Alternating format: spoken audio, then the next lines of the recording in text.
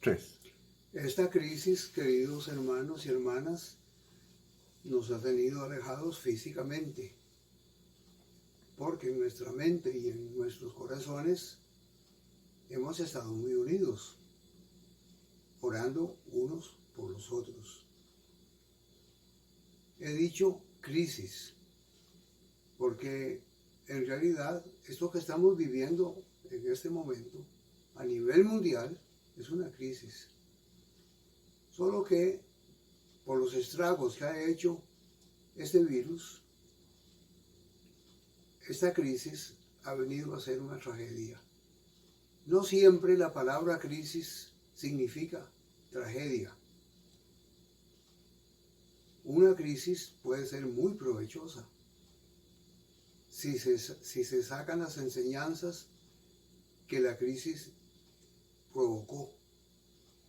En la vida de algunas personas del Evangelio encontramos que pasaron por unas crisis bien fuertes. Podríamos pasar toda la noche aquí hablando de las crisis de grandes hombres de la Biblia. En esta oportunidad yo quiero referirme a la crisis de Nicodemo, que viene a ser como un prototipo de la humanidad. Es raro encontrar a un hombre tan docto, tan brillante como Nicodemo, preocupado por saber más de Jesús. De tal manera que la Escritura nos dice que de noche se va a buscarlo, quiere hablar con él y lo encuentra. Y le dice: maestro, esas cosas que tú haces no las hace cualquiera, a menos que tenga un aval de lo alto. Jesús, que sí sabía lo que estaba pasando, le dice, le da una respuesta que deja a Nicodemo en otra crisis peor, porque no le habla de él mismo, sino que le habla del gran plan de Dios, la gran empresa de Dios. Le dice: Nicodemo, de cierto te digo, que el que no naciere de nuevo no puede ver el reino de Dios. ¿Entendería Nicodemo algo de esto?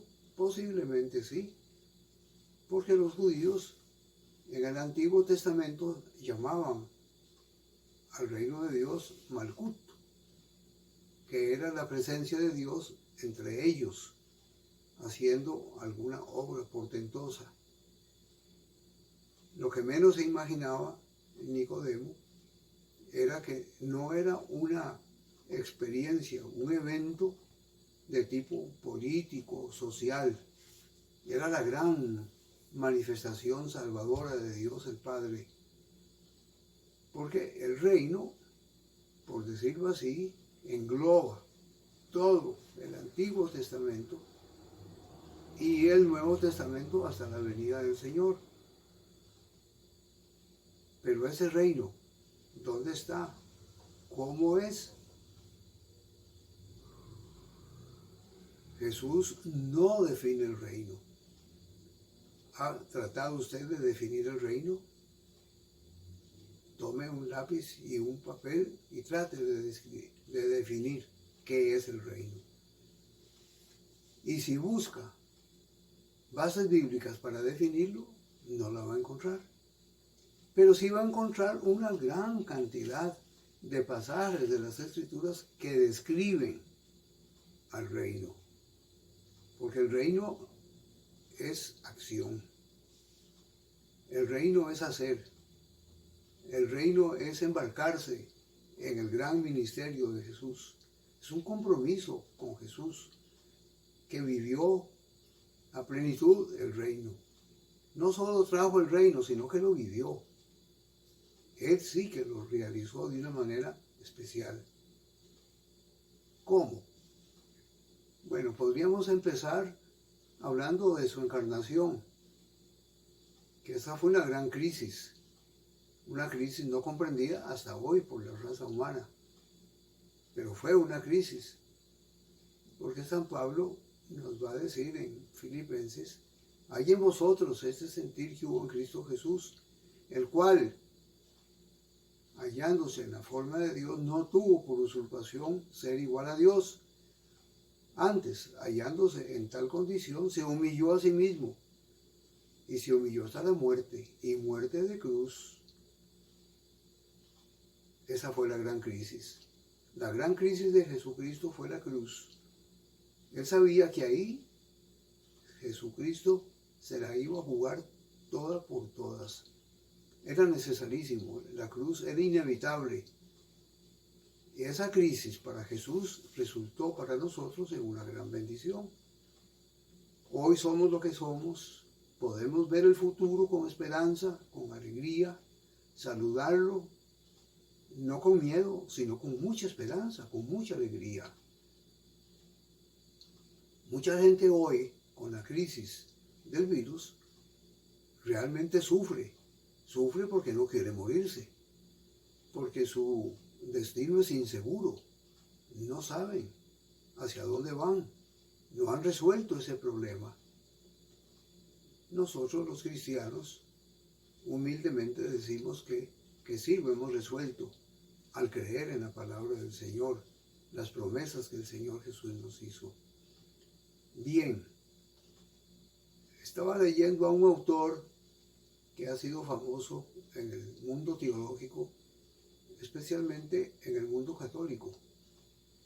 Ha escrito muchos libros, pero hay uno que sobresale, Ser Cristiano. Y habla mucho de las religiones, de los movimientos, y luego se enfoca en la persona como cristiana. Y es muy bonito lo que dice, muy profundo, muy rico, muy rico.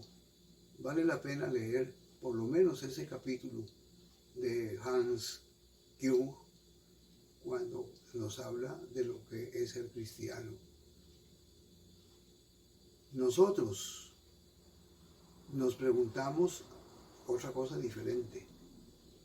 No qué es el reino, nos preguntamos cómo se llega a ese reino. ¿Cómo puedo participar yo de ese reino? Una vez que hemos leído las Escrituras, nos damos cuenta que es un reto muy serio, muy delicado. Entrar en el reino es entrar en una agonía, como decía Miguel de Unamuno. Agonía no en sentido de muerte, sino de lucha. De una lucha perenne, de toda la vida, hasta que el Señor nos llame o el Señor venga. Pero ¿cómo se entra en ese reino? Nicodemo creo que no pudo entenderlo. Esas palabras de Jesús lo dejaron en una crisis más profunda que la que tenía antes. Se preguntó, Señor, tú tienes que ser alguien especial, porque lo que tú haces no lo puede hacer ningún hombre si Dios no está con él. Pero lejos de hablar de él mismo, Jesús no se predicó nunca a sí mismo, no habló de sí mismo, solo habló del reino y de la voluntad de su Padre que lo había enviado. Entonces, con mucha propiedad y autoridad le dice, Nicodemo, si no naces de nuevo, va a ser muy difícil que veas el reino.